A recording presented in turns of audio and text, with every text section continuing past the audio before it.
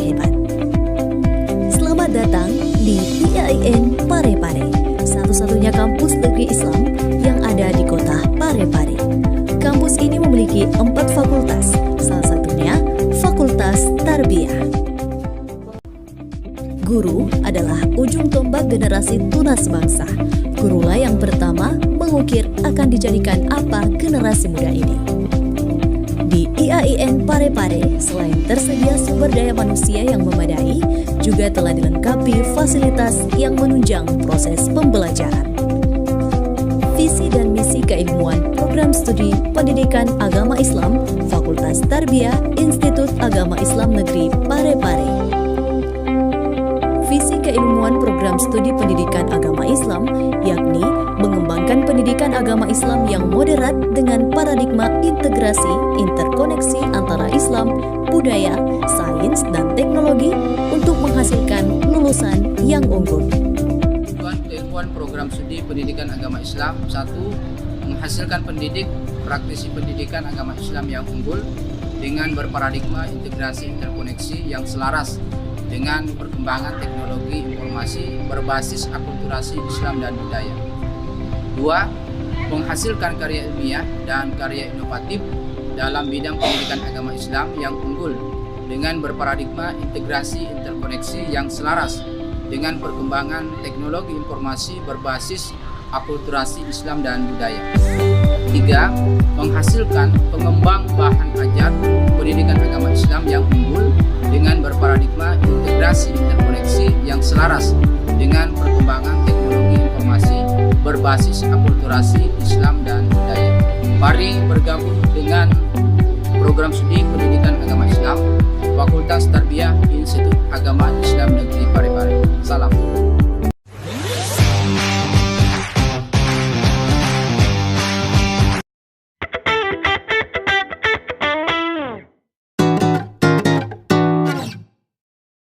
Assalamualaikum warahmatullahi wabarakatuh. Waalaikumsalam warahmatullahi wabarakatuh.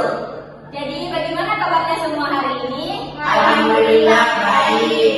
Alhamdulillah. Jadi hari ini kita kembali bertemu untuk melanjutkan pembelajaran yang dimana kita akan membahas tentang sistematika Al-Quran. Tapi sebelum kita melanjutkan pembelajaran, alangkah baiknya kita berdoa terlebih dahulu. Kepada saudara baik, silakan dipimpin doanya. Ya, jadi Bismillahirrahmanirrahim. Sebelum kita melakukan pembelajaran pada hari ini, mari kita berdoa agar apa yang akan dipelajari bisa menjadi berkah bagi kita semua. Amin. Doa dimulai.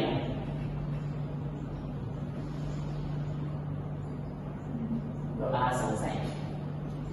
Baik.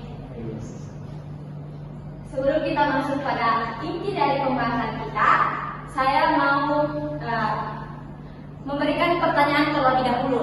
Siapa yang tahu berapa jumlah juz yang ada dalam Al-Quran? Saya. Ya, Salsabila silakan menjawab. 30 juz. Ya, betul. Jadi, silakan diberi apa sih ketemunya dulu. Jadi, dalam Al-Quran itu ada 30 juz. Oke, sebelum kita masuk ke pembelajaran, ada tujuan pembelajaran kita pada hari ini, yaitu yang pertama peserta didik mampu memahami pengertian dari sistematika Al-Quran serta ruang lingkupnya. Kemudian yang kedua, peserta didik mampu mengidentifikasi susunan dan pembagian Al-Quran seperti jumlah juz, surah, seperti surah Makkiyah dan Madinah, serta urutan hurufnya.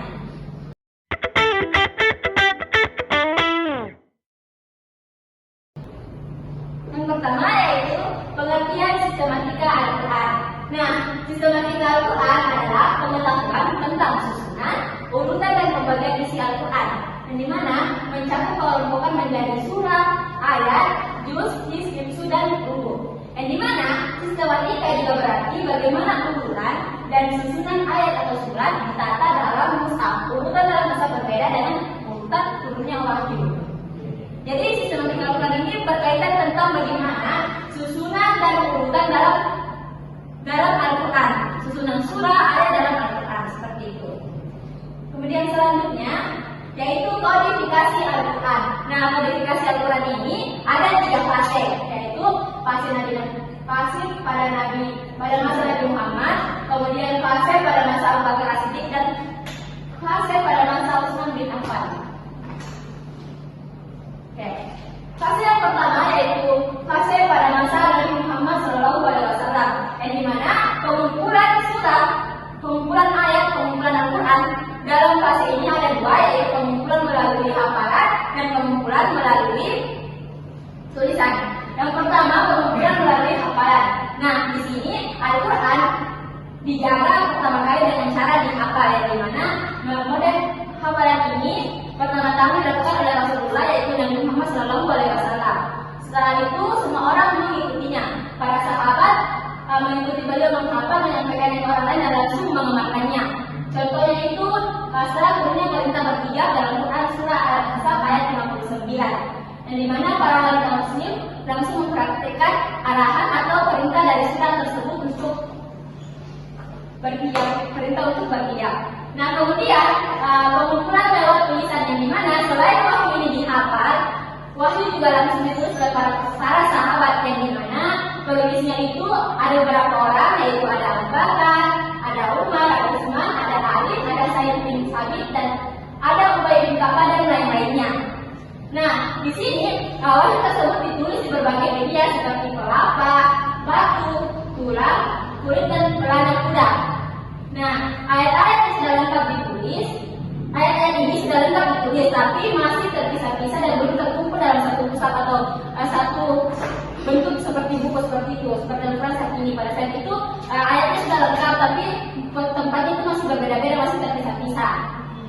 Oke, kita lanjut pada fase yang kedua, yaitu pada fase Abu Bakar As-Siddiq, yang dimana di sini yang menjadi latar belakang adanya fase ini, yaitu setelah Rasulullah wafat terjadi gejolak di mana banyak orang yang murtad dan banyak muncul nabi palsu. Nah, di sini juga dalam perang yang maha banyak ratusan penghafalan Al-Quran yang wafat, sehingga hal ini menimbulkan kekhawatiran oleh Umar bin Khattab, yang dimana dia khawatir Al-Quran bisa hilang jika tidak segera dikumpulkan. Seperti itu. Nah, kemudian selanjutnya ada pengumpulan mushaf, yang dimana di sini setelah melihat kondisi saat itu yang tidak kondusif, yang memungkinkan Al-Quran bisa hilang karena banyak penghafal Al-Quran yang wafat, Umar mengusulkan dia kepada Abu Bakar, yang dimana awalnya dia ragu, tapi akhirnya untuk menjaga Al-Quran dia setuju. Yang dimana di sini Said dipilih sebagai penanggung jawab karena ia cerdas, teliti dan hafal Al-Quran. Yang dimana ia mengumpulkan ayat-ayat yang terpisah-pisah tadi kemudian menyatukannya. Nah, setelah itu semuanya disatukan, kemudian setelah disatukan, mushaf ini disimpan oleh Abu Bakar, lalu diwariskan ke Umar bin Khattab, dan akhirnya ke Hafsah binti Umar. Nah, selanjutnya pada fase yang ketiga, yaitu fase Utsman bin Affan, yang dimana yang menjadi latar belakang dari fase ini yaitu setelah umat Islam menyebar ke berbagai wilayah seperti Syam, Kufah, Basra dan lainnya, muncul perbedaan bacaan karena mengikuti guru masing-masing, jalan bacanya itu berbeda-beda. Nah, dengan adanya hal ini menimbulkan perpecahan dan saling menyalahkan karena dialek mereka, cara baca mereka berbeda-beda. Seperti itu. Nah, setelah ini Utsaiman bin Al-Yaman menyarankan Utsman untuk menyatukan bacaan tersebut. Nah, setelah itu tindakan yang dilakukan oleh Utsman yaitu meminjam mushaf yang tadi dipegang oleh Hafsah yang telah disusun oleh Said tadi, kemudian membentuk tim. Nah, tim ini terdiri dari Said yang berlaku sebagai ketua, kemudian ada Abdullah, ada Said dan ada Abdurrahman. Yang dimana yang mereka lakukan adalah menyelip ulang isi Al-Quran dalam satu dialek. Mereka menyelip ulang isi Al-Quran ini menjadi satu dialek yang digunakan yaitu Quraisy sesuai dengan bahasa wahyu yang diturunkan. Jadi bahasanya sudah satu, tidak berbeda-beda. Nah, setelah itu mushaf ini disalin dengan hati-hati dari sumber yang valid, yang dimana dari hasil proses pengumpulannya dihasilkan 7 mushaf yang dikirimkan ke kota besar seperti Mekah, Madinah, Kufah, Basra, Syam, Yaman dan Bahrain. Nah, sampai sekarang mushaf tersebut dikenal sebagai mushaf Utsmani. Seperti itu. Nah, jadi itulah tadi 3 fase dalam modifikasi Al-Quran. Ada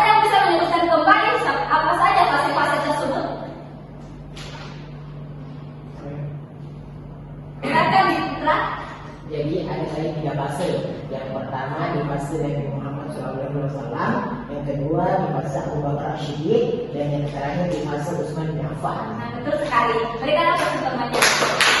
Berarti semuanya memperhatikan yang materi yang disampaikan. Oke, kita lanjut pada pembahasan selanjutnya, yaitu tartib Al-Quran, yang dimana di sini membahas tentang tartib ayat dan tartib surat. Nah, tartib ayat.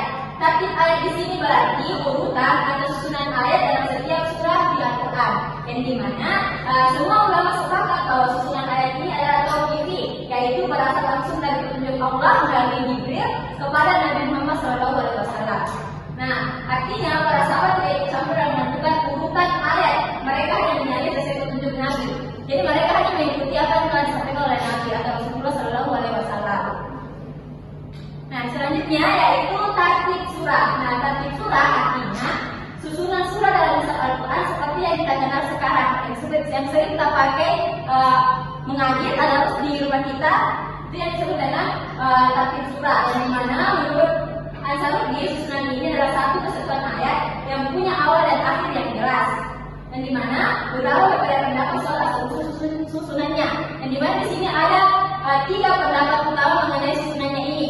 Yang pertama itu susunan hasil ijtihad sahabat, yang dimana bukan langsung dari wahyu. Ini karena ada sahabat yang punya mushaf dengan urutan berbeda seperti Ubay bin Ka'ab. Kemudian yang kedua, susunan sesuai tauqifi, yang artinya ditetapkan oleh Rasulullah atas petunjuk Jibril. Ini pendapat paling kuat karena setiap tahun Jibril menyampaikan Nabi, dan pada tahun wafatnya Nabi dilakukan 2 kali. Kemudian sebagian tauqifi, sebagian ijtihad. Karena tidak semua nama surah datang dari Allah, ada yang dari Nabi, ada juga yang dinamai sahabat. Tapi jika kita melihat pendapat para ulama, pendapat yang paling ada disetujui itu adalah pendapat yang kedua, yaitu susunan tauqifi, yang dimana susunan surah itu ditetapkan oleh Rasulullah atas petunjuk Jibril. Seperti itu. Oke, selanjutnya yaitu klasifikasi surah dalam Al-Quran. Nah, di sini surah dalam Al-Quran diklasifikasikan menjadi 4. Yang pertama, Al-Safu Al-Jiwa, yang dimana artinya surah-surah panjang seperti Al-Baqarah. Kemudian Al-Mu'min, surah yang lebih dari 100 ayat. Kemudian Al-Masani, yaitu surah yang kurang dari 100 ayat, dan Al-Mufassal, yaitu surah-surah pendek yang dibagi menjadi 3 kategori, yaitu ada yang panjang, ada yang sedang, dan ada yang pendek.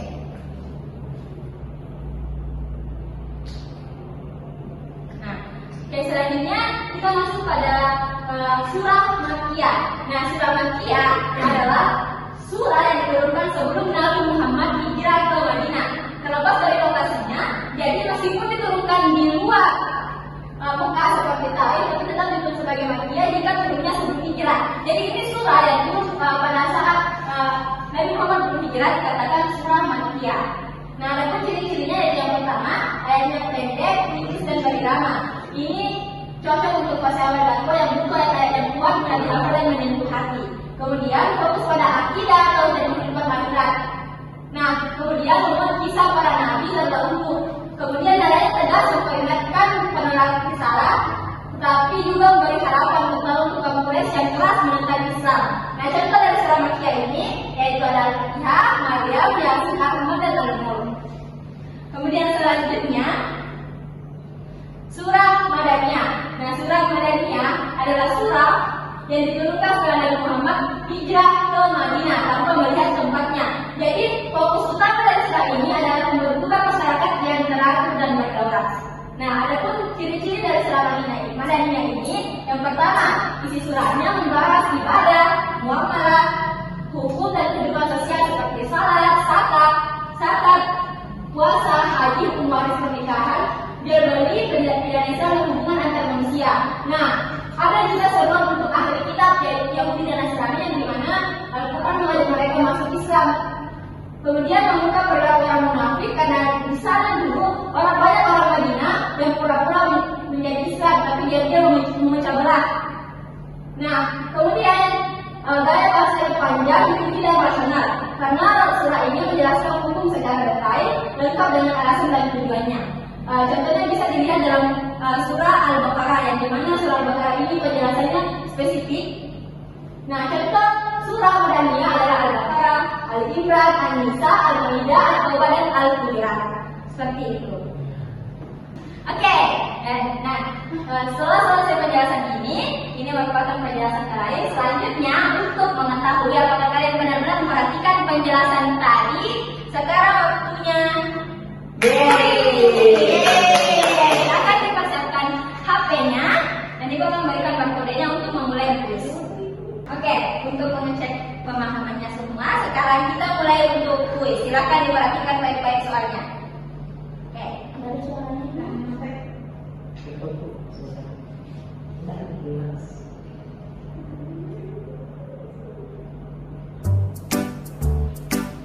Nah, pertanyaannya apa sih sebenarnya maksud dari sistematika Al-Quran? Silakan dilihat pilihannya.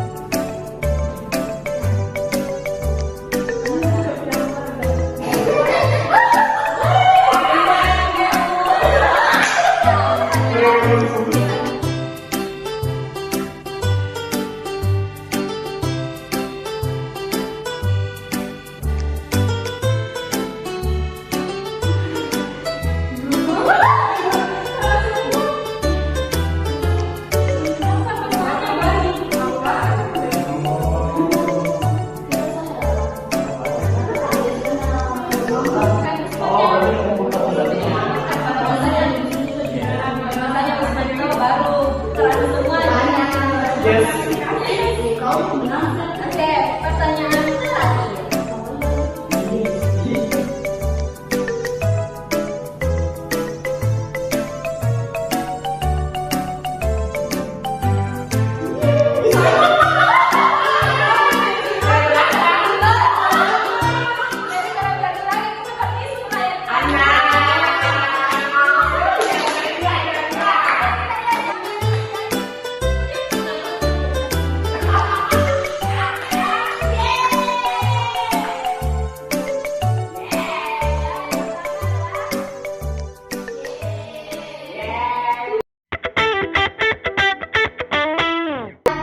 Perhatian. Oke.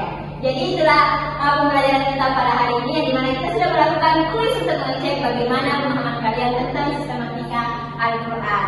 Jadi kita sudah sama-sama tahu mulai dari pengertian sistematika Al-Quran, kodifikasi Al-Quran terbagi menjadi berapa fase tadi? Nah, betul. Kemudian ada tartib Al-Quran dan ada pembagian surah Makkiyah dan surah Madaniyah.